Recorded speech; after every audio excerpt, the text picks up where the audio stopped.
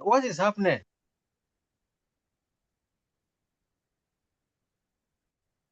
Hello? We couldn't hear you again, sir. I think he has a network glitch.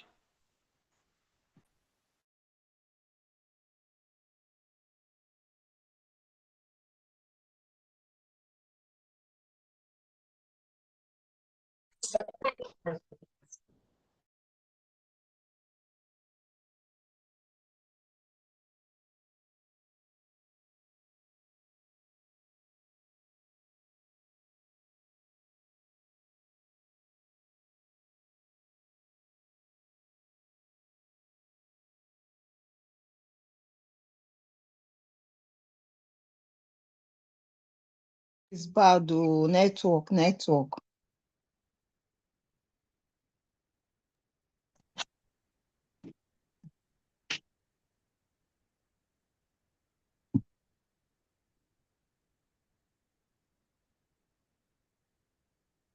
Hello, sorry, I had a call.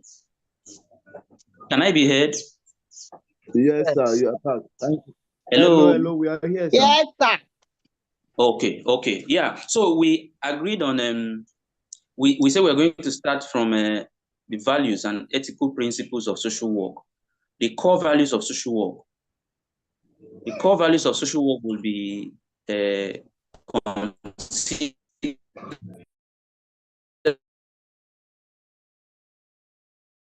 Your line is breaking, sir. I can barely hear you, sir.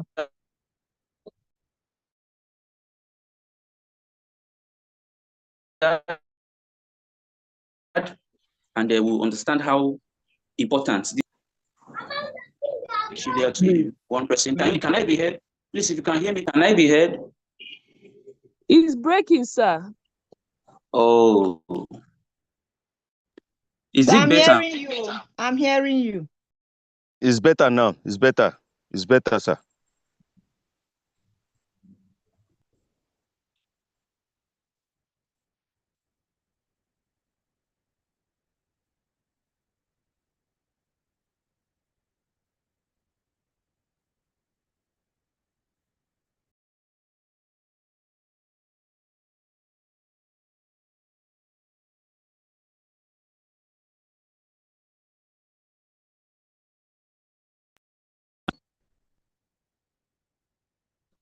Hello, is it better now?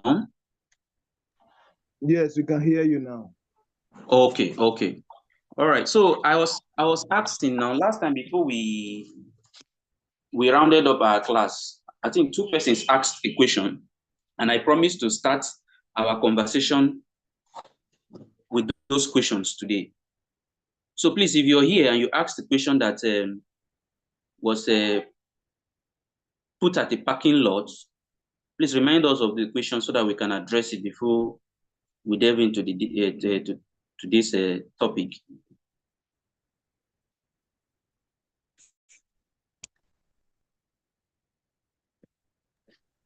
Good morning. My name is Anthony. I asked a question, but I think I have forgotten the question, so I want to pass. I don't know the second person. I know I asked the question that was put on parking lots last week. Yes. Okay, but you've forgotten the question. Yes. So I want to pass when maybe during the lectures I can. Okay. All right. In case of next time, now you do well to just write it down, okay? Because I remember those questions were important too. All right. Going forward, what are the core values of social work? I know you have this material. Let me see if some of you were able to go through this material in preparation for this class.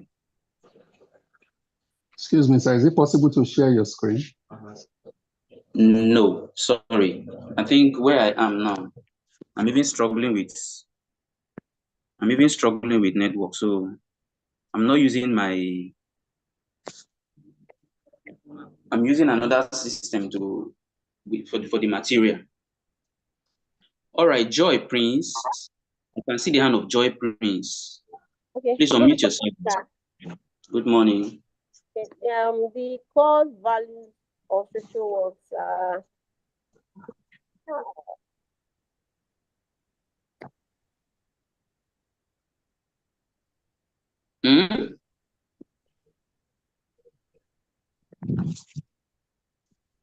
Joy, we can't hear you. Hello.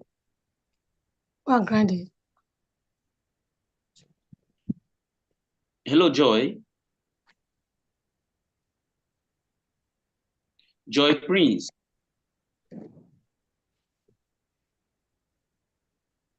All right. Without wasting much time, we have integrity, competence.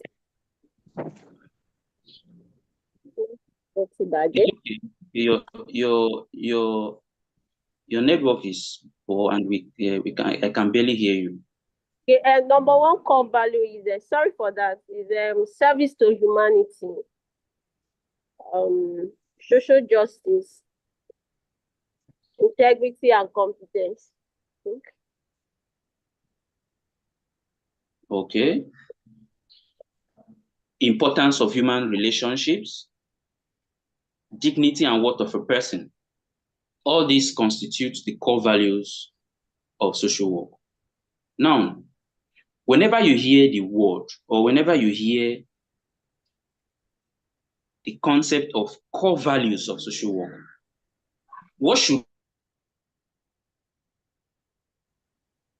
is that these core values refers to the mission of social work, the objectives of social work. To every profession, to every organization, they have or has its mission based on what this organization or this profession, as well as discipline, wants to achieve. So these 6 core values are basically the mission, or you can say the mission statements of social work profession. These core values embraces social workers throughout the profession's history, and they constitute the foundation of social work purpose and perspective. So as you go about your practice of social work, of course, you're being prepared, and it is expected that as you practice social work, your practice must fall within the expounded boundaries of these core values. So if you see yourself practicing outside these boundaries or outside these objectives and perspective, then your practice will be called to question. Or your practice would no longer be referred to as social work practice. Probably you should give it another name. But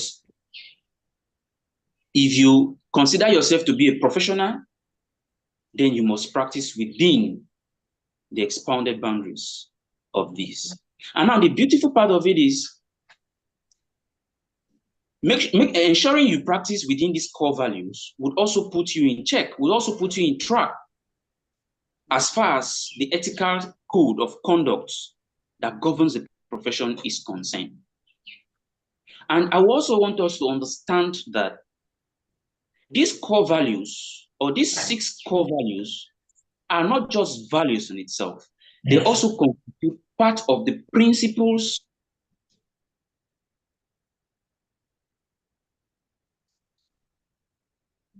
values and principles. What of a person.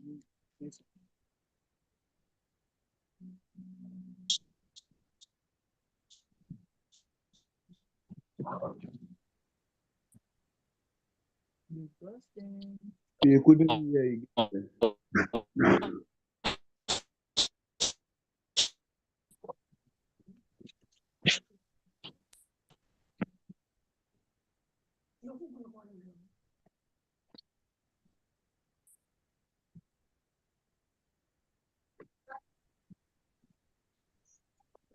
Okay, sorry, my network here is messing up. All right, so what we should understand is the fact that these 6 core values are not just values, they are also principles of social work. So we'll be considering these 6 core values alongside the principle of social work. But as pointed out already earlier, where these 6 principles or core values of social work include service to humanity, social justice, dignity and worth of a person, importance of human relationship, integrity, and competence. So you see that as a social worker, your practice must have evidence of these core values. What it means is, while practicing social work, you must see yourself upholding these core values in one way or the other. There must be a trace of you being competent as a social worker. You must show your competence while working with your clients. There must be some level of integrity. And your practice must have evidence of importance of human relationship. It must show that you have respect for the dignity and worth of person. Your practice must also be geared toward ensuring that social justice, and it must as well put yourself in a position where you render services to humanity. So now, let us now look at the explanation to these core values before we proceed. 1, service to humanity. Now, as a value, social work profession is geared towards rendering services to humanity. And you know what humanitarian services are all about. So what should come topmost of our mind, while it is said that where one works, that's where he eats. That is why he is referred to as workshop. Granted, as social workers, we must also make ends meet. We must also make money by what we do. But that shouldn't be the driving force. The driving force for practice should be first to render service to humanity. And that is why, if you check, most of the policies of the laws we pursue in the society are that which are geared toward making the society possible, answering the husband question, how can the society be possible? How can services be equitably distributed?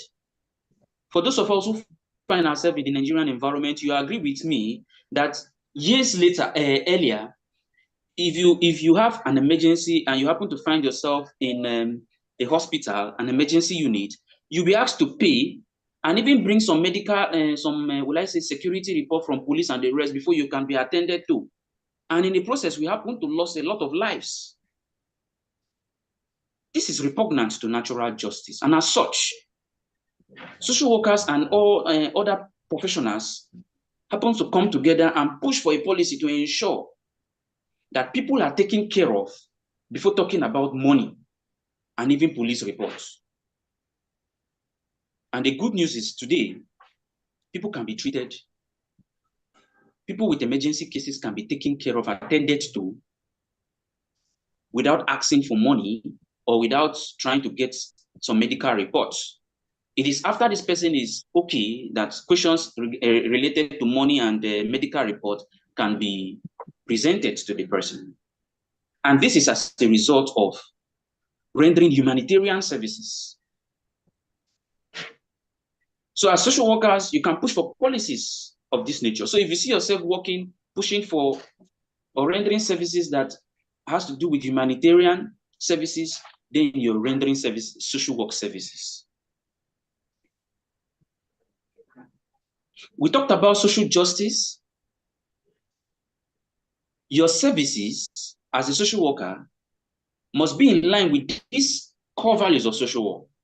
That of pushing for social justice. So because you're from a part of a particular tribe or one part of Nigeria and a particular other tribes are experiencing a difficult situation that you can actually lend a voice, but because it's not touching you and the part you come from, you feel it's not necessary and the topic it shouldn't be a topical issue.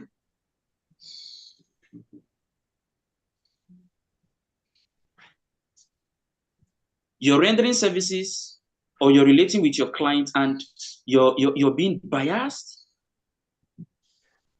or you feel that you feel that some client issues are not very important because you're not from that part of the country, or is yet to touch your tribe, or you feel that okay, fine, the area you find yourself is not touched by a particular problem, and it's not necessary for you to lend your voice.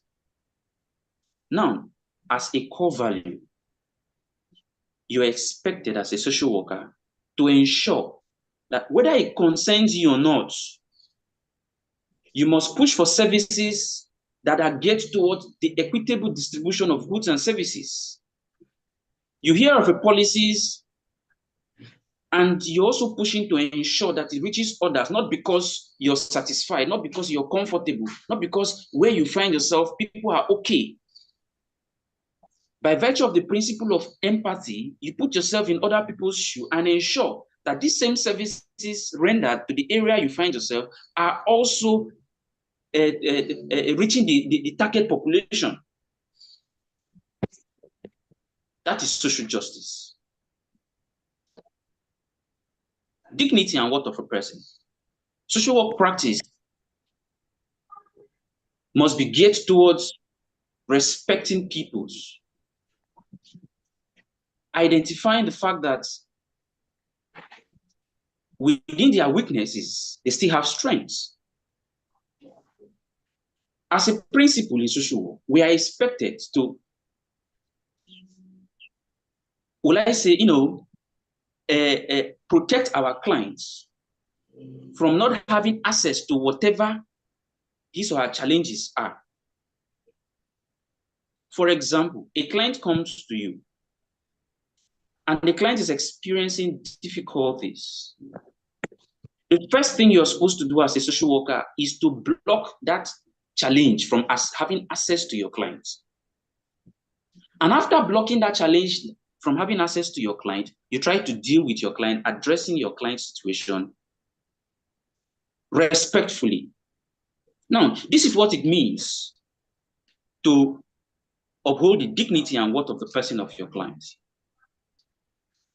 Our clients oftentimes come with a shattered sense of self-worth. They feel they don't have anything in them to be respected. In fact, they don't even respect themselves. They are depressed, they are shattered. They have no hope, they are hopeless. Now, it will be out of the place of social work for you to further degrade them. It will be out of the place of social work for you to further render them useless, directly or indirectly. That is why, as social workers, we must be skillful when it comes to communication. How do you talk to your clients? Do you belittle them?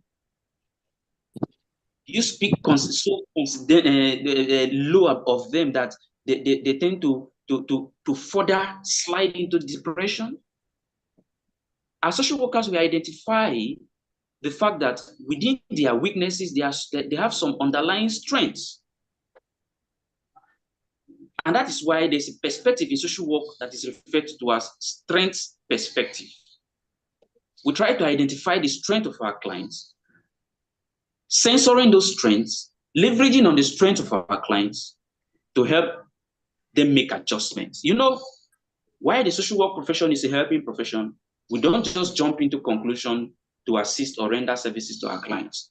We render services to our clients by helping our clients to help themselves. And one of the ways we do this effectively is to identify their strengths by respecting them, helping them to know that they have what it takes to do and to solve their problem. By so doing, we are identifying our clients. You can imagine our clients being helped to help themselves. It gives them that sense of belonging. It helps to build their sense of self-actualization. And even in your absence, at the point of termination, terminating that professional relationship with your clients can still move on with life without necessarily depending on the social worker, because you've succeeded in building your client's self-worth. And this can be achieved by respecting the client's dignity, identifying the client's strength and the rest. We also talked about another core value which has to do with the importance of human relationship. Yes, the social work profession identified the fact that no humans can exist in isolation. So you see a client that comes to you, an individual client, you know that it's a product of his or his environment. The client cannot exist in isolation. That client you're talking about having a particular problem, that client did not just wake up with those problems alone. That problem you're seeing in your client is a product of his or her environment.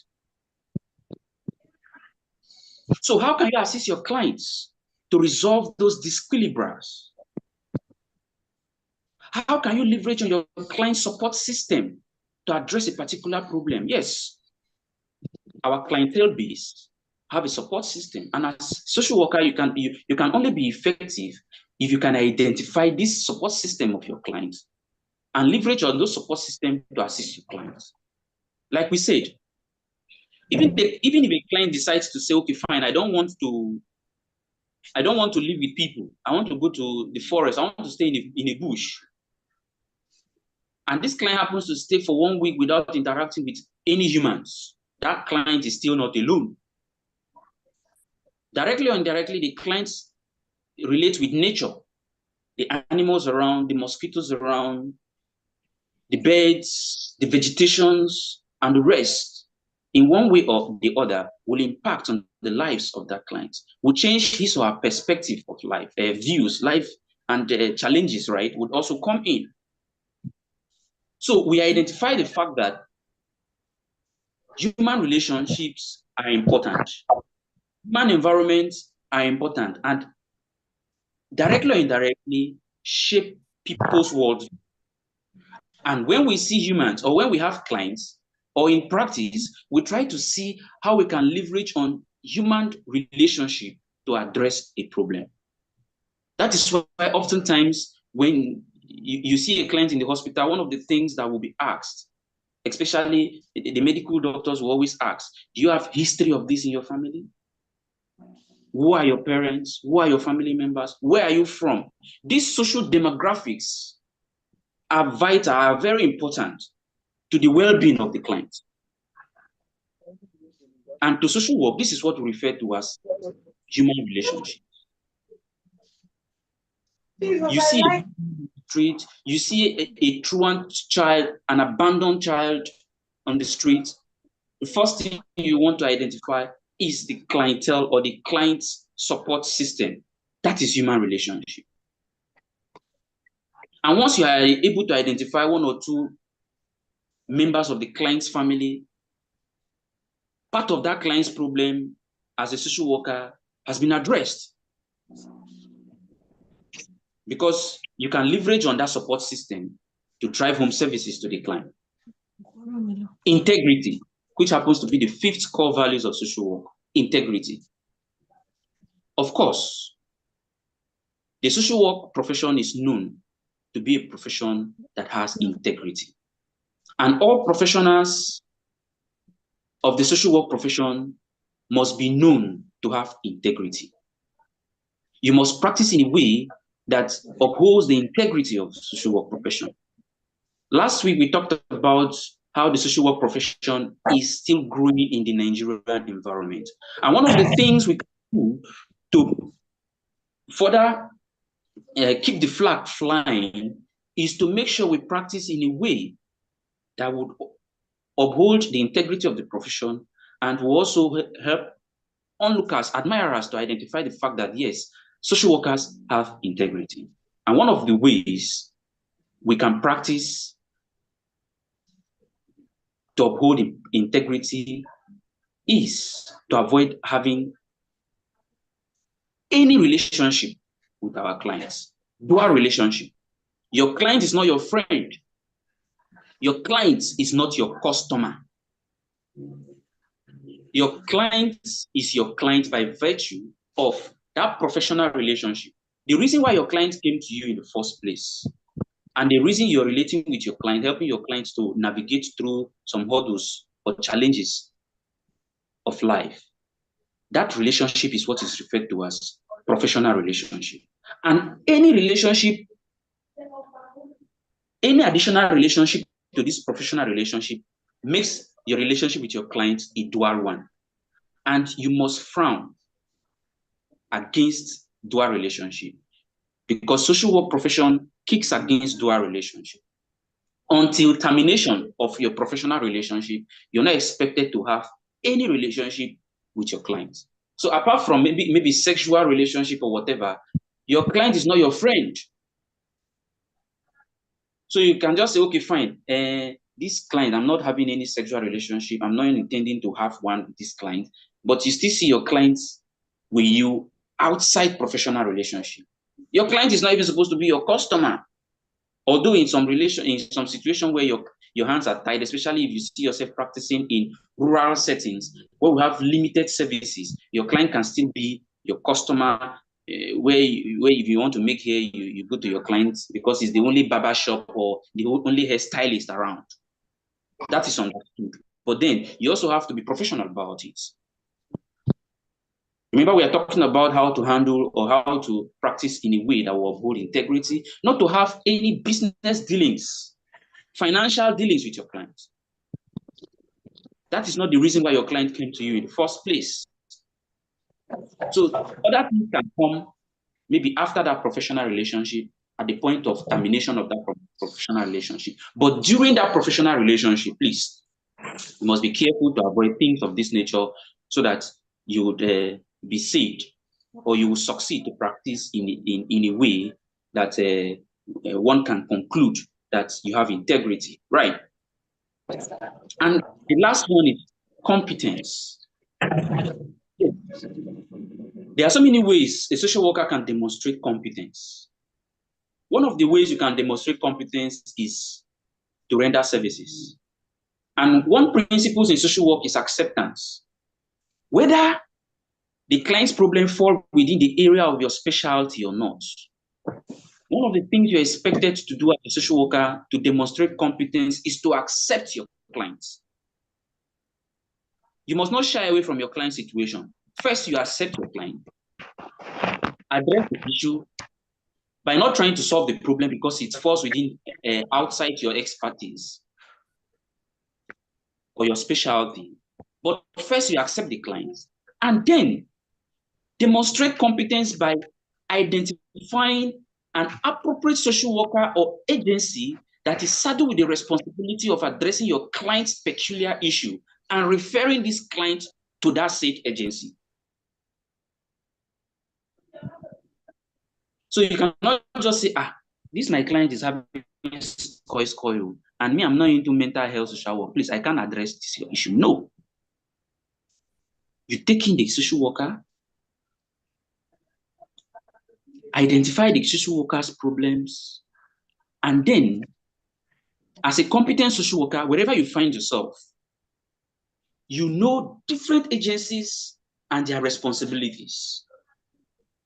Now, let me use this opportunity to tell you a very personal experience. You see, one thing about social workers or social work profession, I used to tell my students is that just have this particular view of social work and it will help you. Social workers, we are gossipers. Gossipers in a positive way, right? We meddle in people's affairs, but in a positive way. There was this day I was traveling and people were talking. Not like that conversation concerns me.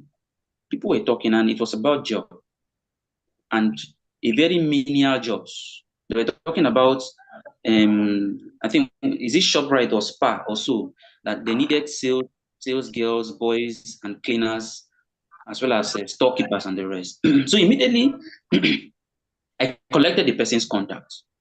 Not because I needed a sales job. Not because I have someone that needed that job at that material time. But I have identified someone that has solution to a problem. And I never can tell which client will be coming to me in the next 1 hour. Now, having that contact will enable me address issues of a client looking for a job or a menial jobs. And peradventure, or will I say fortunately, 2 days later, I had a client who came to me and said she was having issues. And after listening to the client carefully, I noticed that part of the issues she was having is because she was jobless. And I asked, do you have any skill? She said no, but she has once worked with a particular law firm, and she worked as a cleaner. And she also worked with someone as a storekeeper. I said, fine, I know who can solve it. And I immediately called the attention of that man. I said, I was the guy that got your number some time ago on our way to Enugu. Please, do you still need storekeepers and cleaners? And he said, yes. And I immediately referred this client to this man. And the beautiful part of it is, it's a trackable distance from this client's house to where this place is located. And first, will I say, part of this client's problem, while still working with this client, part of this client's problem has been addressed. So what am I trying to say? As a competent social worker, or one thing that makes you a competent social worker is the fact that within your environment, you must identify agencies and their different or various responsibilities. So that immediately you have a client, you know where to refer this client to. Because you're a social worker does not mean you're in a position to address every issue that comes to you. It's not possible. We have different fields of social work. So at some point, you see yourself referring a client to a social worker, not because you're not a social worker, not because you're not competent. In fact, your ability to refer a client to a competent social worker or an agency that is competent enough to address a client's needs makes you competent.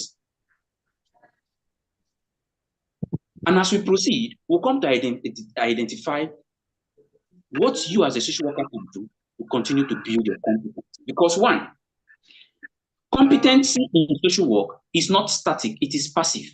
It's something you continue to do every day. It's something you don't just achieve, but you continue to achieve. You continue to put yourself, to make sure you build your competence on a daily basis. And that is why I keep telling my students, as a social worker, one of the things you should know is that you're a researcher. To other field of practice, research is only to those who are in academics, who are in the academic field, who are lecturers, teachers, and maybe in business line. But wherever you find yourself as a social worker, know that you're a researcher. Because sometimes, let's say you're a community social worker and you have this job of working with a particular community and you're having contact with that community, or you're coming into a community for the first time. You don't just expect to understand those communities. You must engage in research. You must distribute questionnaire. You must organize kind of focus group discussion. You must do an in-depth interview to understand this client. And you must be competent when it comes to skills, research skills, for you to be able to do this. That is why as social workers, it's encouraged for you to attend. It's encouraging to attend, or we encourage our students to attend seminars, workshops, conferences. That is how you build your competence. Do a crash programs. Do short courses to build your competence, right? And lots more. So that is what we have for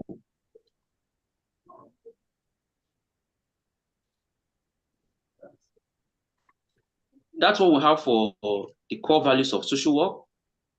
Now we'll now be looking at the principles of social work. Remember, we said earlier that these principles or these core values of social work are also principles. So in the course of discussing the principles, ethical principles of social work, we can still be romanticizing with those core values. So don't get it twisted, okay? And we said earlier, these core values are like the cornerstone, the foundation of social work.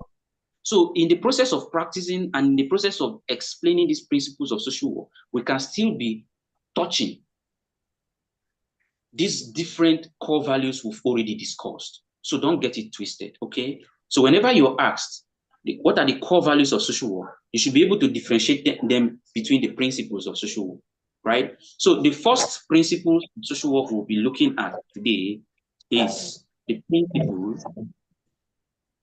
the ethical principle of social work that has to do with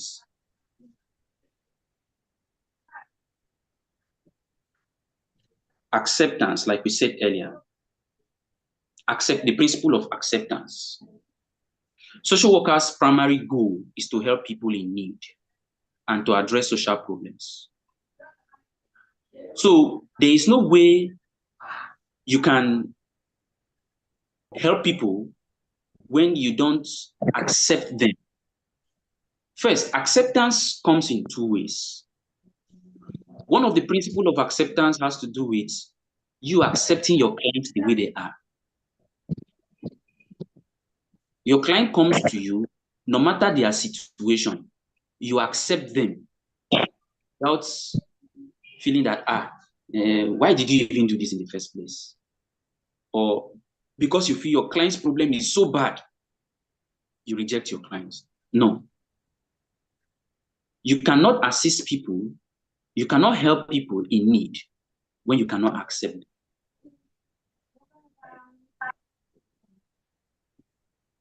Another ethical principle is we render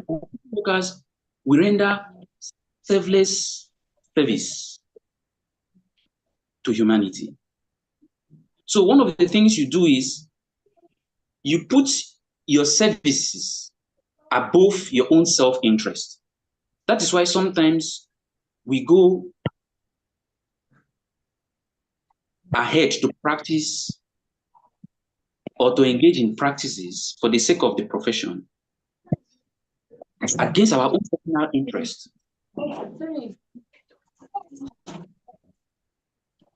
Social workers draw on knowledge or their knowledge from values and skills to help people in need while they assist them to address social problems. Now, when we talk about social problems, this is a very broad concept or term.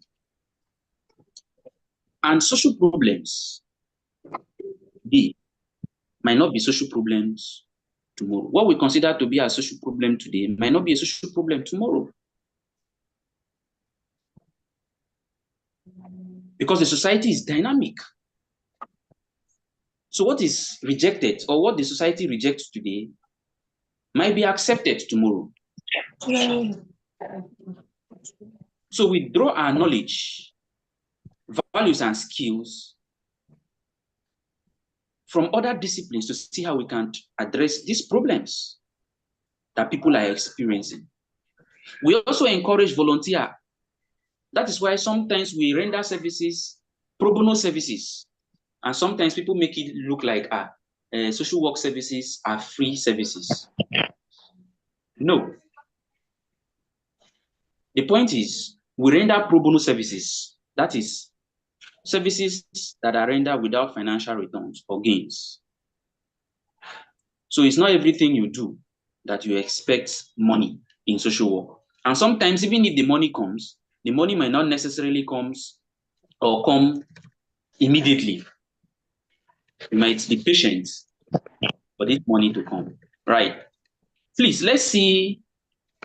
At least I've talked a lot. Let me see if we have questions from from you before we can proceed. Please feel free to ask questions before we can proceed. Mind you, we are looking at ethical principles. We're looking at ethical principles of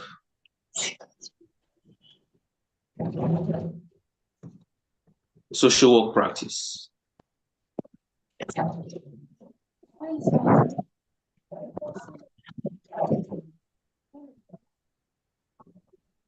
Please, do we have any question?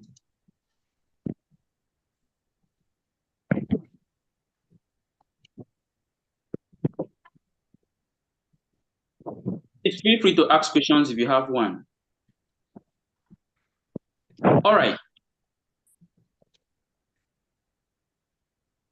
The next ethical principles we'll be looking at is that social workers recognize the central importance of human relationships. Social workers understand that human relationships between and among people are very important. And that is why we engage people's partner in helping solve our client's problem. A client comes to you, is a man, and you know that this client is married, or even when you don't know whether the client is married or not. One of the questions you ask, are you married? And the next thing will now be, you will now be thinking of how can you use this client's partner to assist in resolving this client's problem. Now, apart from identifying the importance of human relationship in addressing a client's problem, it is also therapeutic to solving other clients or other problems that exist in the clientele system. This client might be depressed because of the challenges he or she is experiencing at home, because of his partner. And you're here trying to address that depression without addressing the root cause of that problem. Forgetting the fact that after addressing will I say the secondary issue, the client will still go back to that environment that happens to be the primary cause of that problem.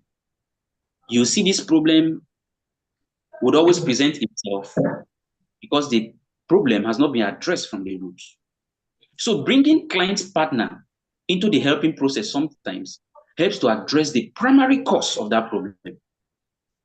You can imagine clients or partners who are having issues because they've not had time for themselves for a very long time. And you're now bringing the client's partner to see what your husband or your wife is going through. I know you don't know, but we are trying to bring you in to see how you can. And in the process of trying to help clients, the client's partner is also included in the process. That will help to bring the clients or the partners together. In the process of trying to help that problem or help that client, you are now addressing the issue of, let's say, their marital issue or their family issue at the same time. So social workers engage partners in the helping process because we understand that, or we understand the value or the importance of human relationships. Social workers seek to strengthen relationship among people. We restore, we maintain, we also enhance the welfare of individuals, families, social groups, organizations, and communities. Because we know that all these levels of human relationship are important to the life of our clients.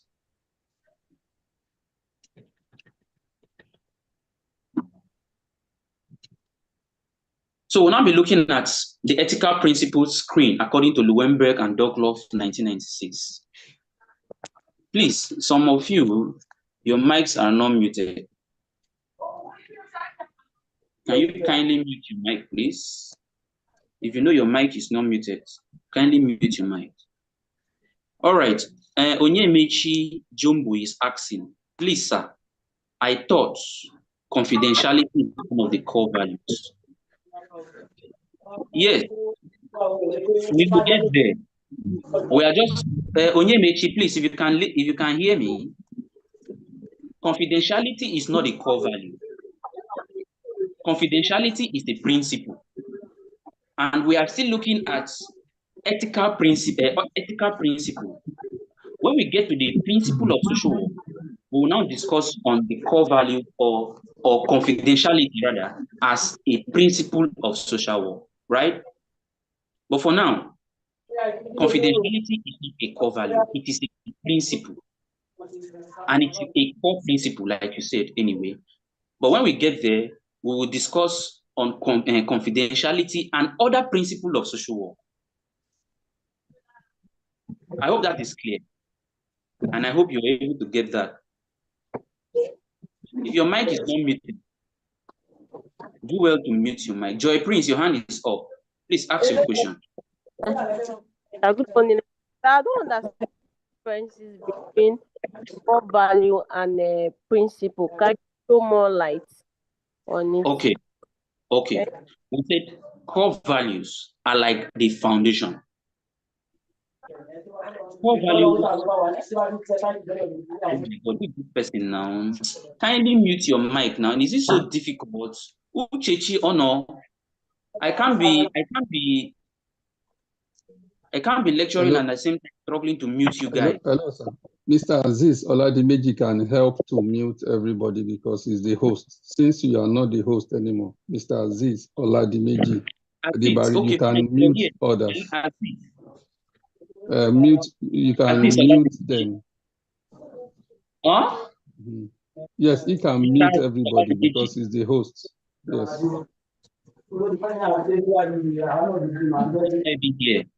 Hello. Saliu Iyabo, kindly mute yourself. Hello? Okay. Saliu. Hello? Please mute your mic. Mute your mic. Okay. I'm doing so right away. Okay. Thank you. So, if you can hear me, Joy Prince. Yes, I can. Yes, we said that principles are different from core values. Now, core values are like the objectives. What social work is all about. And we said, for example, rendering services. Social work is all about rendering services. It is our value. It is our mission statement. Social work is all about integrity. It is our mission statement. But when it comes to principles, we are saying that principles are sets of rules that govern practice, your engagement with clients. While relating with your client, those things you're not expected to do. Okay, for example, a client comes to you that needs your services. And you say, okay, yes, you're rendering services, so you're helping your clients. But whatever your client tells you, you go and tell other persons. Now, you will not say that client or that social worker is not rendering services. That social worker is doing social work. But the social worker at that point in time is failing to uphold the principle of confidentiality that states that whatever your clients tell you should remain with you. So you can be practicing social work and at the same time failing to keep the principle of social work, which can now expose you to litigation, where you can now be sued and your license can be taken and the rest. But now, if you fail to keep the core values of social work in the first place, then you're not even doing social work in the first place, or you're not even practicing social work in the first place. Because we must differentiate between not rendering social services and doing social work. Someone comes to you, someone who is not, you're not a social worker, and someone comes to you and says, please, I am hungry. Can you give me money? Or can you help me with food? And you give this person food. That is you doing rendering social services. But social work is a professional way of rendering social services. This person that comes to you and says he's hungry, he needs food. A social worker will not just provide the food. The social worker will now try to understand, why is this person hungry in the first place? This person is healthy, he has money, or he has hands, He's young, he looks intelligent. He's not supposed to be hungry. Why is he hungry? What can we do for this person not to be hungry to the point of begging money? That is social work. And that differentiates our practice from, how is it called? Philanthropists. And that's why we say that the core values of social work defines our practice, defines our approach, so that you will not end up calling yourself a social worker when you're not a social worker. Now, principles are a set of rules that guides your relationship with your client. In the process of rendering these social services in a professional way, those set of rules that guide your engagement with your client are what is referred, or are what we refer to as principles of social work. Those rules you must uphold. Those things you must observe in the course of engaging your clients. In your professional relationship with your clients are what we refer to as principles of social work. But those values that govern the profession as a whole is what is referred to as core values of social work. And we said at some point, these core values are interwoven. For example, the value of integrity. We also have it as a principle in social work. While working with your client, you must have integrity. You must practice in the way that your client must trust you, must be trustworthy. The value of human dignity, of holding the dignity and worth of a person, is also a principle, because you must we have the principle of respecting your client and not being judgmental of your clients.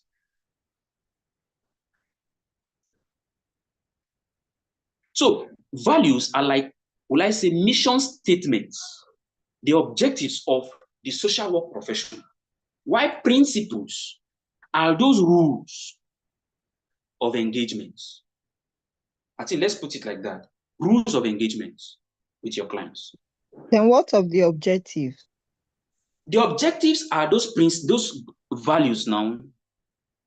Objectives of social work are the values, the foundation of social work. The values, the core values of if you put the entire values of social work, you have the objectives of social work. I don't know if you get the point. Is that clear? Okay, sir. I want to say something. Is the core values like what you are meant to achieve while rendering services? If they ask you, yeah, what you intend to achieve. Now, if they ask you, what is social work?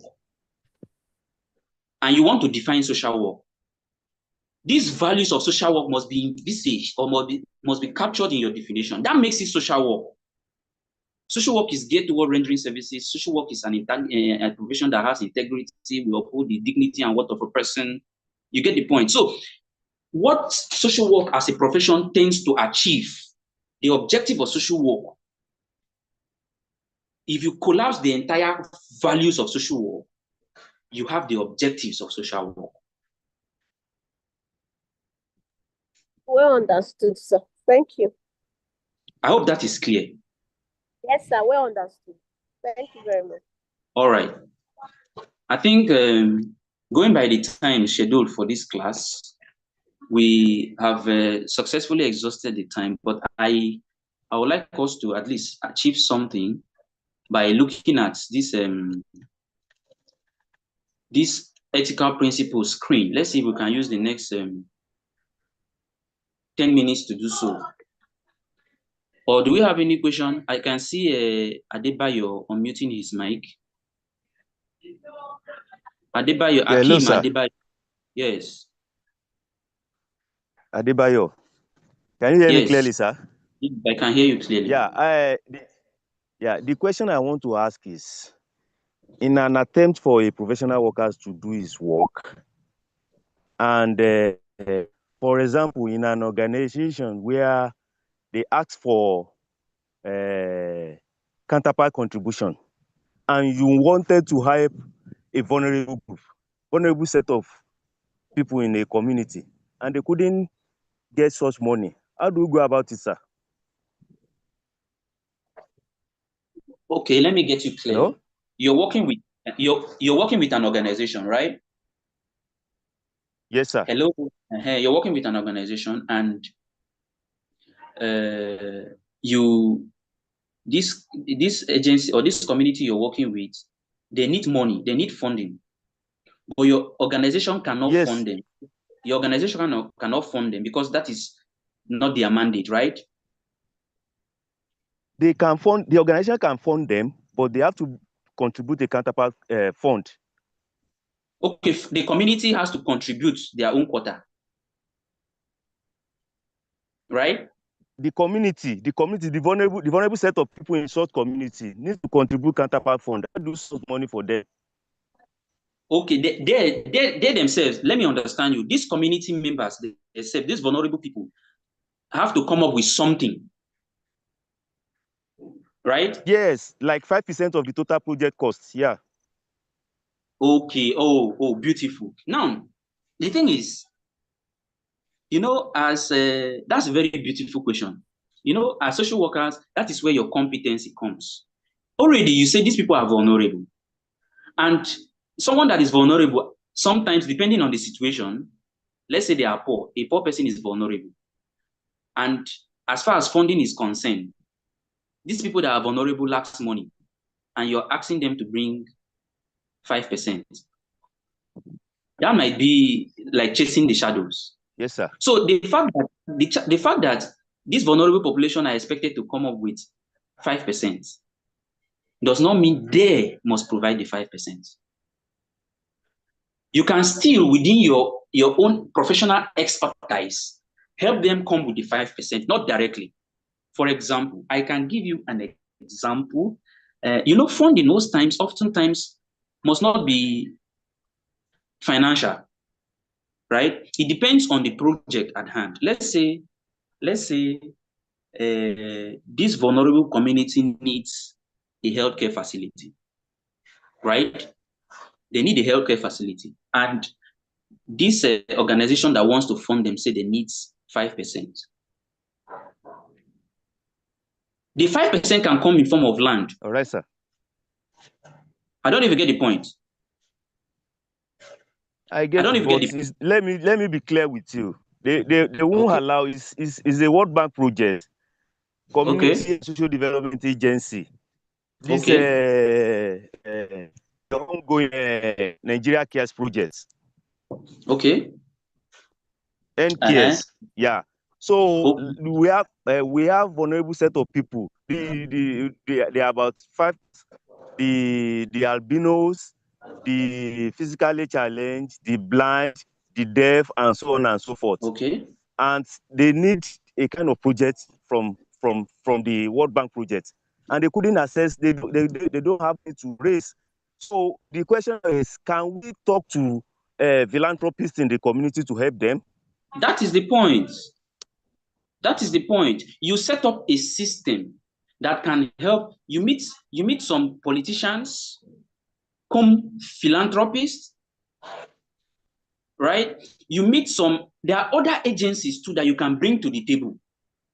For example, there are agencies that are geared towards addressing the challenges associated with vulnerable populations like the physically challenged, the albinos, and the rest.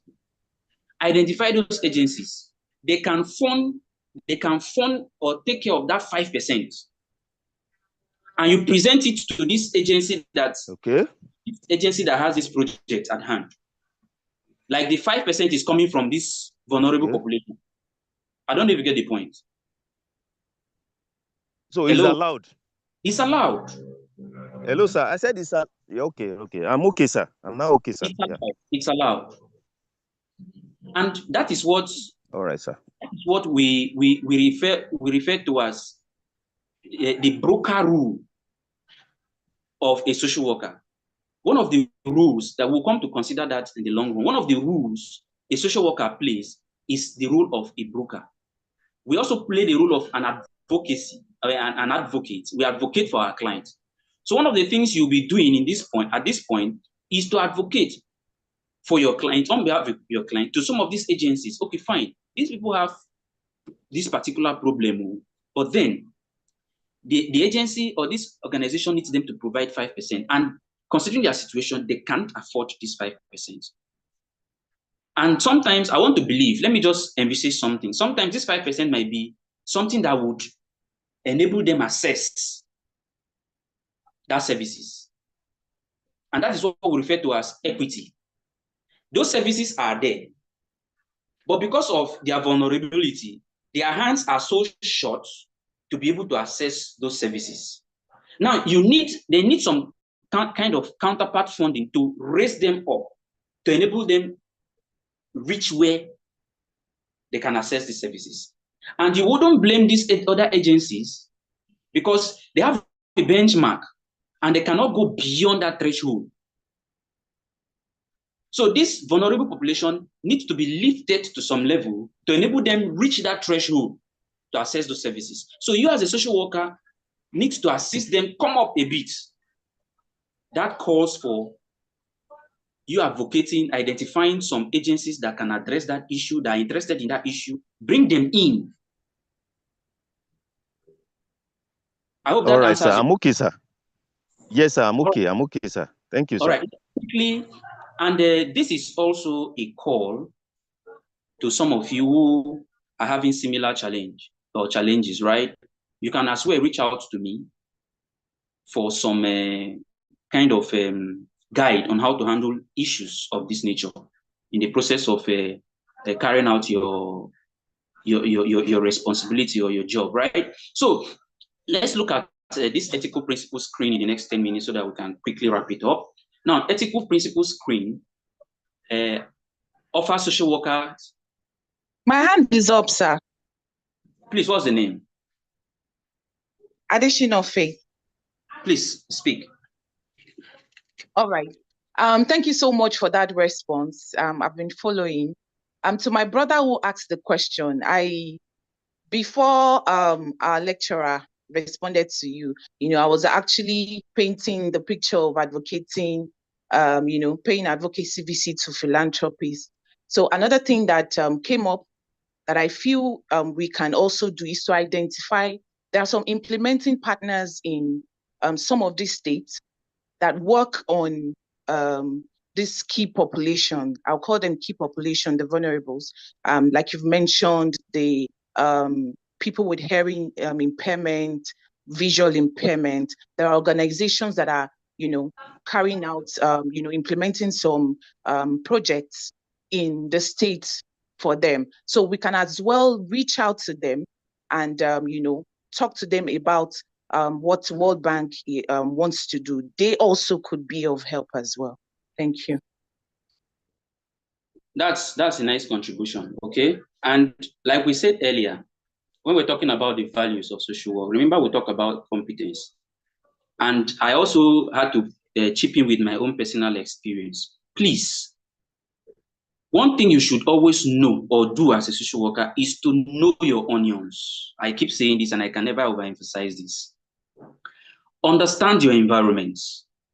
Know what is happening in your environment. You never can tell the services your clients will need and where you will need to refer or where you will leverage on to render services to your clients. There's this saying we used to say in a local parlance that what you define for Sokoto, you did for Sokoto. You get the point. And there are a lot of will I say opportunities surrounding your clients.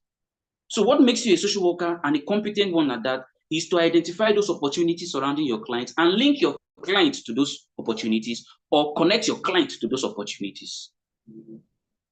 So there are a lot of agencies, there are a lot of organizations, there are a lot of individuals, even philanthropists, even that politician in your community. There are areas or there are things he's interested in. Try to know. There are some persons that have money, but they will not release it. But if you identify what they're interested in, you will know how to approach them and you get the money from them. There are some persons you can never see their 1 naira drop. But you see that same person, there are things he or she is interested in. And if you bring those things to him, he will bring out money. So our environments is also our client. That is why we work with individuals, we work with groups, we work with organizations, we work with communities, and lots more.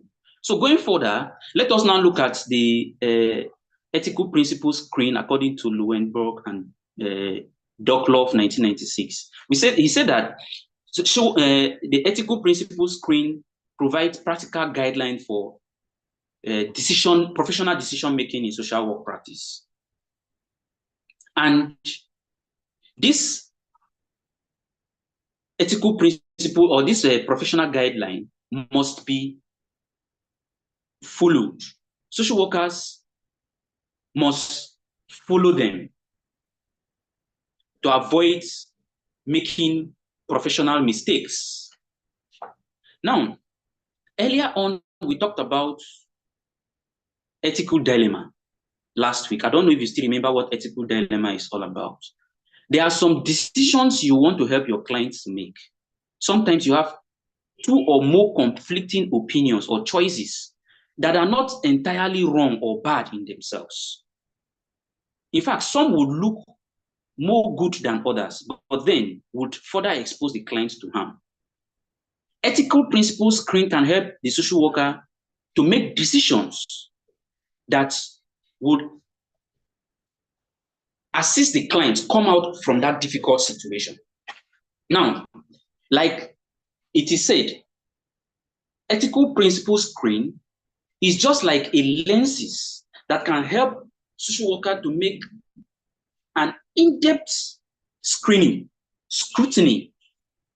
of some opinion or the client's choices before assisting the client to settle for one. And what are these ethical principles screen? One, guarantee the basic survival needs of all people. The protection of person's life, both the life of a client and the lives of others. This must take precedence over every other obligation. So a client's, one of the ethical principles screen you consider is the fact that first, your client must survive. And people around your client must survive.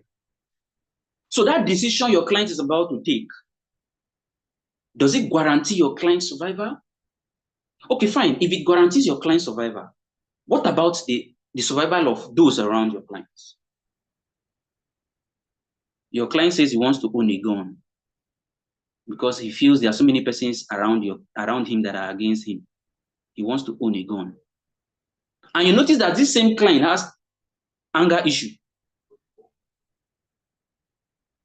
And you're a social worker who needs to write some recommendation for this client to be given license to own a gun. And you say, because your client is scared, you now approve. Does that approval or will that client having a gun guarantee the protection of his own life and the life of others? That is what one of the ethical principles screen is helping you as a social worker to decide at this point. Why we have a principle that has to do with,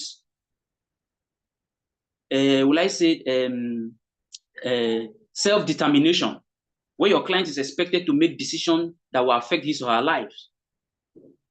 Ethical principles screen will also help us to further scrutinize the client's decision, not just to decide for your client, but to ensure that the client's decision will not expose the clients to further harm or dangers that would threaten his or her life and the lives of those around his or your clients. Another example is a situation where your client is having some suicidal thoughts, threatening to take his or her life. And your client says he wants to go and buy a sniper.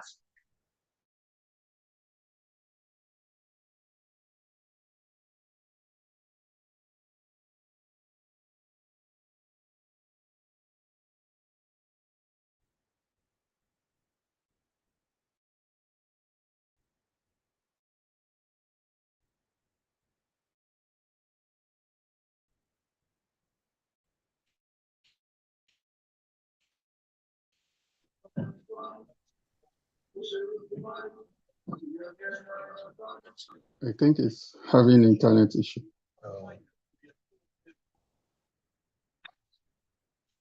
Hello, sorry if you can hear me. Sorry for that mix-up. I had a call came in.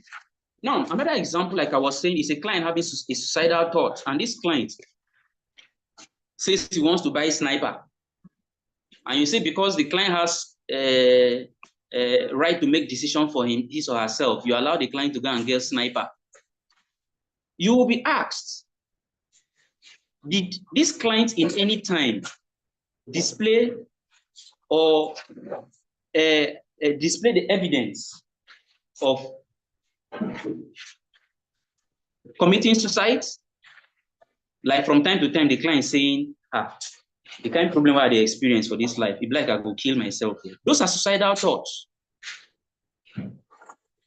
Or do you notice that this client is someone that hardly stays at home? And this client has some little children.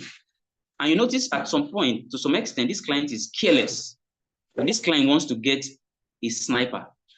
Will the children be safe? So that is what ethical principles screen is helping us to understand. That even when we have those principles that are in place to help us not to interfere with the rights of our clients, ethical principles screen help us to go a step further, because it is said that to every rule there is an exception. To every rule there is an exception. So if you're asked, why didn't you allow this client to make the decision to get a sniper or a gun? You can now say, okay, fine. By virtue of this was evident, and as such, I base my judgment on this evidence.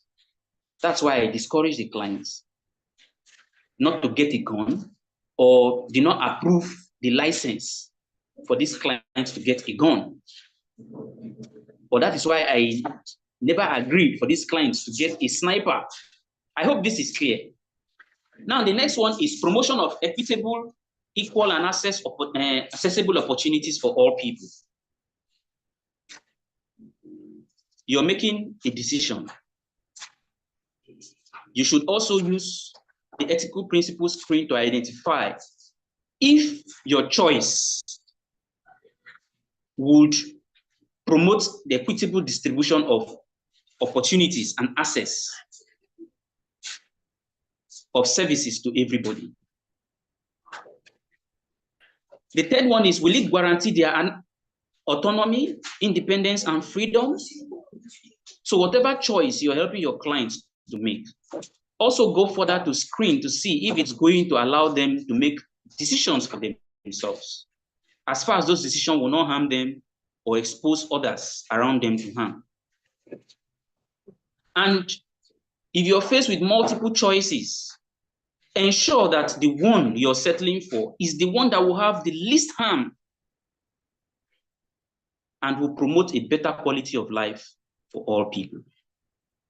Someone earlier asked the question on confidentiality. Yes, the 6th point is, in ethical principles screen, is to ensure that whatever you're doing, you're maintaining the privacy of your clients. You're not telling people. But as we go further, we will understand the exceptions that comes to confidentiality. The fact that your clients has this immunity of confidentiality does not mean that a principle of confidentiality is sacrosanct. There's an exception to those rules. As we proceed, subsequently, we will come to understand those exceptions. The 7th point is exposing the truth and fully disclosing relevant information to clients and to others. There are situations when you don't need to hide things from your client. In fact, as a principle or in practice, you're not expected to hide relevant information to your clients. Your clients have a particular problem, tell your clients. I find myself, when I was doing my field work in the hospital, in the HIV unit, you notice that most persons that comes to do HIV, or those who are HIV positive and are married, most of them are hiding it from their partners. You see wives not ready to tell their husbands. You see husbands not ready to tell their wives. And that is wrong. So we encourage our clients to tell their partners And if they are yet to do so, we try to make arrangements for their partners to be aware. Because apart from them trying to help them not to transfer this same virus to their clients, we are also trying to bring their clients into the situation to help address that issue. For example, an HIV client who is HIV positive client who is married will be hiding, who has not told his partner, his or her partner, about his or her HIV status, will be hiding that antiretroviral drugs, and as such, most times she will be skipping it. But once the partner is aware, sometimes the partner will even be the one to remind him or her, please, you've not taken your medications today, or have you taken your medications today? And sometimes too, it's possible that the partner's office is close to the healthcare facilities where he used to take the medications. So when it's finished, the challenge of looking for time to go and get those medications will not be there. Your partner can even assist you get those medications. So the truth, or exposing the truth and fully disclosing relevant information to clients, is also very important. Now, Lewinburg and Douglas suggested that ethical principles screen should be used in terms of ranking order. So when ethical decisions need to be taken, what should come first is the protection of a person's life. So the protection of a person's life need to take precedence over autonomy. For example, if a client has, will I say, the display evidence of committing suicide, and the client wants to get a gun or a sniper, that is, the client has a right to make that decision, whether to get a gun or a sniper. And as a principle in social work, you're expected to guarantee the autonomy of your clients. But Lowenberg and Douglas are now saying that in such a case, the client's life right to safety should take precedence over his or her autonomy. So in this case, the person's life or our consent to make sure this person keep living must take precedence over his autonomy. So at this point, we must come in to make sure that we put measures in place to avoid these clients getting what would facilitate the process of taking his or her life or the life of others. So at this point, we can discourage the client's autonomy to ensure we protect the client's life.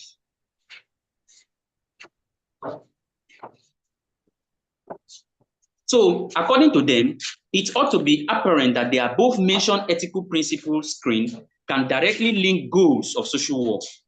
They suggested that by way of their ethical rules, that the code of ethics should be examined early in the course of an ethical dilemma. I hope you remember what ethical dilemma is all about. So if you're faced with two conflicting opinions or conflicting choices that are right, you need to use ethical principles screen, ethical rules to identify which choice to make. First, you must establish whether any rules of ethical code are applicable. Okay, this thing our client wants to do. What ethical code is applicable? Is it autonomy? Is it non-judgmental attitude? Now, the rules of the ethical code must take preference over social workers' personal value system. Secondly, it is suggested that the ethical code be adhered to where applicable. And thirdly, it is proposed that if the ethical dilemma cannot be addressed by the ethical code, then the ethical principles screen must be followed. The ethical code must be read together with the ethical rules regarding the action or omissions that are seen to be unprofessional or unfitting. So this just summarizes what we said earlier. You're faced with ethical dilemma, 2 or 3 conflicting opinions that are right. First, you must consider which ethical principles applies. If there is ethical principles that apply, you must first of all consider the ethical principles that apply over your own, which is the social worker's personal value system. And if you notice that the opinion is still going to expose the client to further harm, then you must follow the ethical rule which has to do with ensuring the safety of the client's life and the lives of those around the clients. So in general, one of the things that will always help you to understand this ethical principles screen is the fact that to every rule there is an exception. The fact that we have principles of social work or ethics of social work, those ethics are to some extent sacrosanct, but there are exceptions to every rules. And these rules or this exception comes when the client's decision or choices are exposing the client to further harm, are exposing the client and those around the clients to further harm. Then these exceptions must come to place. So that's what we'll be rounding up for today. When we meet next week, we'll now be looking at social workers' accountability. So I don't know if there's any question. If you have any question, please, let's quickly use 1 or 2 minutes to wrap it up. Please, sir, what's the topic of this class, please? I came in late. My name is Claret. I didn't get you. My name is Claret. Please, I want Yes. to know the topic of this class. Good morning. Thank you, sir. Social worker core values. Core values of social work. We talked about the core values of social work, ethical principles screen, and the ethical principles of social work. Okay, sir. They are all in the material. Is that clear? Yes, sir. Thank you very much, sir. All right. Any further question? Yeah, I have a question. Hello? Hello? Yes, who is talking, please? It's Shola talking. Thanks, Is it? Mbina, for the response. Hello? Okay, Shola. Please go on. I'm asking a, yeah, I'm the one. Okay. In terms of the brokering, you say a social work, a broker too.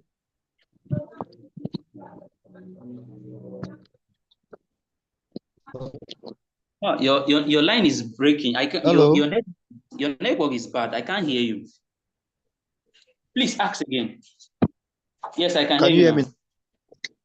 You said the social worker. You said the social worker is a broker too. Yeah. In terms of, I'm giving an instance like where I work as a social welfare officer, where I head the office. The disabled, they come to me, and we send their files to the headquarters. And there are other forms of their disabilities, and even the orphanage home. Sometimes when I visit them, they say they are lacking in certain things. And it was not like this before. That was in terms of the economy. So in that a social worker is a broker, can we, and there are companies, they are big companies, it's a locality anyway, but they are oil companies, they can a social worker, in terms that a social worker is a broker, as you said, can we write to this company for assistance? Or Beautiful. is it unlawful? Thank you very much. Thank you very much. Please pay attention. Now, let me use the in your words, it's a local environment. That means where you're working is more like a rural environment, right? Yeah, it is. Huh? Yeah, it is. Okay, now, as a community social development social worker who find himself in a rural environment, you can still leverage on opportunities within your environment to render services to your clients. And that is why we would always emphasize on the need to be a social worker that has integrity. Because once you have integrity, you can be trustworthy. Now, there's what we refer to as corporate social responsibilities. Those agencies, those institutions, private-owned government or private-owned agencies within that environment, they can do something, 1 or 2 things to impact the lives of these people as part of their corporate responsibilities. You can write to them that, okay, fine, we have so and so people in these communities or in this agency, and they need this, that. And you're writing to them as part of their corporate responsibilities to see how they can contribute their quota. Because the members or these people that are in this agency receiving this care are members of these communities. So if they are assisting these people, they are also assisting the communities. And you will ensure that you escalate it to the community to let the community members or the community in general knows that, okay, these people or this agency or this organization have been doing this, have been doing that to assist this community in this way or the other. I don't know if you get the point. So it is possible. Does that answer your question? Yes. Does that answer your question? Forensic analysis, Mr. Mbina. Hello? I say thank you very much for the forensic analysis, Mr. Mbina. Yes, thank you. You're welcome. Now, going a bit further, I like being a detailed person. I like driving home the point, right? Now, I take seriously human relationship. There's one thing to establish a relationship and another thing to sustain it, right? You don't just barge into people because you feel it is your right. There are things you can do to sustain that relationship so that subsequently you can still be writing them for assistance. Let's assume you approach this community or this agency and you say, okay, please, as part of your corporate responsibility, we are appealing that you assist this agency in this community that is taking care of the aged or the, will I say, the vulnerables or the disabled around us. And we are organizing a seminar or a workshop, or we need to so and so. So whatever you can contribute, please feel free to approach us. And they do it. Next year you come again, or next month you come again. Now, for relationship to be sustained, you need to feed it. I consider relationship, or I look at relationship as a living thing. It can either grow bigger or it can either shrink, right? So as a social worker, you must know how to feed relationship. Now, in this case, having established that relationship with this agency, one way you can feed it is to escalate the support they are giving you to the community members. The agency must know that, okay, fine, you're letting the community members or the community in general know that, okay, fine, this agency have been instrumental to their growth or their success. You can also go a bit further. Ask them, what is your tax pay like? How much do you pay? Do you know, as a social worker, you can advocate, you can push to reduce their tax? Mm-hmm. Of course, if you know, that is why I said as a social worker, you must know your onions. You must be good when it comes to record keeping.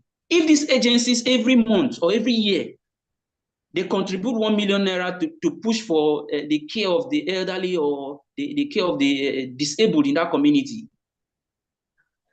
and their annual tax is 2 million naira, you can push to cut it down by 500,000 or even 1 million naira. Mm-hmm. See power. You can push, advocate, and say, please, these people, they are doing this, they are doing that. After all, what is the use for tax? Is it not to provide social amenities? And they are using it judiciously. Now, if you advocate for that, you're in a way sustaining that relationship. And if you advocate and let them know that, okay, fine, it's by virtue of your engagement, they've now reduced their tax pay. They will use part of that tax and even more to support that agency. I don't know if that is clear. I don't know if that is clear. Ah. Hello? Very clear. Clear. All right. Now, in the absence of any further question, I would, okay, I can see the hand of Onyemechi Jumbo and Anthony. Okay, I have, my name is Anthony. I have a contribution, especially as regards, I agree 100% with your contribution. Very, very interesting and great contribution. But I just wanted to call attention to one area, politicians. It is very important for us to, as social workers, to be able to understand the context where we work. Like in our other course, we said we have 3 levels of social work: the micro, the meso, and the macro. For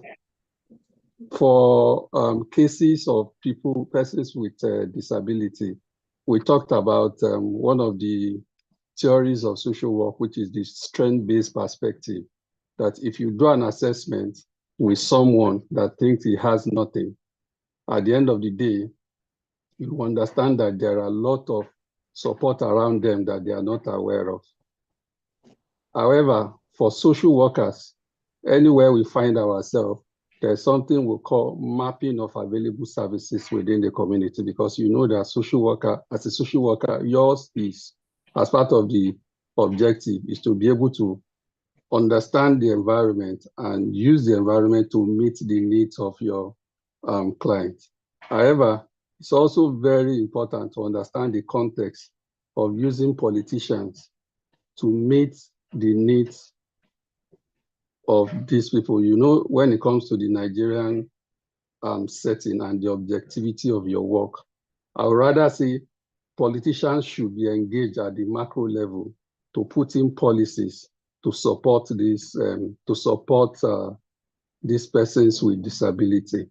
If there are advocacy where they can push legislation to say there are projects, for example, the World Bank project that needs to benefit people within this community, and some of them don't have the counterpart funding. Is the local government going to take decision to support these ones? That would be from the legislative point of view. Because you know, I don't want to describe I know how sensitive engaging politicians, when most of the time they can say the whole project belongs to, I don't want to go to that, but I just want social workers to be very, this is something that social workers need to decide based on context and professionalism. But I want to say, by the time you do an assessment of a person with disability, you'll be shocked that they have support around them, which you may not know. If you engage, do you have brother, sister, somebody, you find out there is somebody who can actually meet this need. But I just want them to be very careful based on context, except that is the last resort where you need to engage a politician. And if you're engaging a politician, you need to be very clear about what they actually use this thing in the Nigerian context, I mean. Thank you very much. But I'm just saying, for every person from the strength-based perspective, someone that feels that they don't have anything, by the time you engage them, you will find out that there is something they have that they are not aware of. Thank you, and over. All right. Thank you for that contribution. So the major thing is, like I said, social workers know your onions. You understand? This can apply differently depending on your environment. And you see that, okay, fine, there's a philanthropist, even some big businessmen, you understand? But then we are trying to see how, even when someone is helping, the person can still be appreciated. You know, it's in the human nature to have that sense of self of actualization, like I'm doing something and people are aware of what I'm doing. You get the point. So whatever you're doing, please just understand that the effort is geared toward assisting those who need help, and you're doing it within the provisions of the law. And you're also following the laid down principles that guides the profession, the code of ethics, right? And if you follow this jealously or religiously, you would not be found wanting. So in the aspect of pushing for policies, we don't just push for policies by engaging politicians. Sometimes that is why we have a lot of laws that are not working. You understand? For example, we have the child right law in Nigeria, and so many states have domesticated it, but yet it's not effective. That is because we don't just make policies. We don't just make these laws. We also need to drive these laws to reach the target population. And if you listen in this case, what I said earlier, as part of corporate responsibilities, You know, we use the provisions of the laws or an existing policies to ask for something. Indirectly, we are demanding. It's within their, in fact, it's something the law expects them to do. So sometimes if you're going to seek for opportunities or seek for assistance, you go with what is obtainable. Okay, fine. Please, so as part of your corporate responsibilities, this is something even the government recognizes. And that is why even when you're going to advocate for some kind of, will I say, tax cut or so, you're using it to make a case that yes, these people are doing what the government expects them to do. And by so doing, it won't be out of place. Appealing to their conscience to see the need to even help them breathe a little by reducing whatever they are asking them to pay, because it's already going somewhere. So even when you're meeting a politician, some of them would always only come to you or oblige you when it's time for elections. So you cannot wait for them. Some of them will promise you, okay. And another beautiful part or interesting part of it is, please, the fact that you are assisting your client does not mean you go and seek for assistance without consulting your client, especially when it has to do with seeking for assistance from an individual. In this case, a politician. Like Anthony said, it is professional to engage politicians at that level when it has to do with pushing for policies. But when you're meeting politicians individually at grassroots, be careful. Because most of these clients, yes, they know they have problems, but they wouldn't want you to tell anybody their problems. So you better, okay, fine, I want to know if I can approach this person.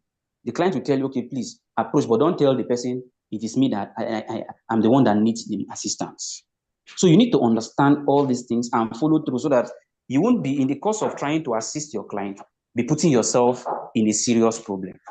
So that's how far we can go for today. When we meet next time, we will start from where we stop, which has to do with the principles of social work. I appreciate your beautiful contributions. I don't know if Jumbo still have one or two things to say, but let's just hear it. If you can put it in a parking lot, please, Jumbo. When you make Jumbo, please unmute and speak.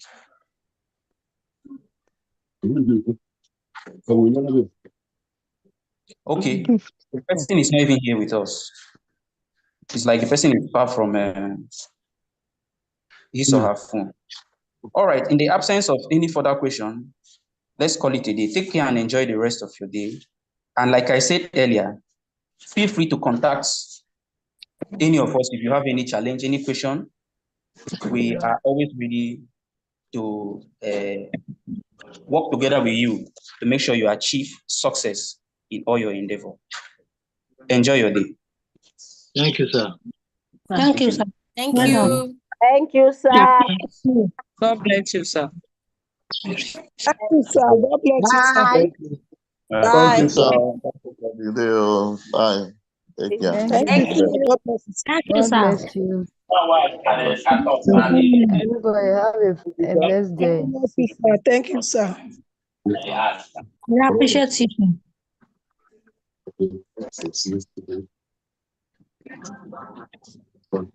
Go, bye.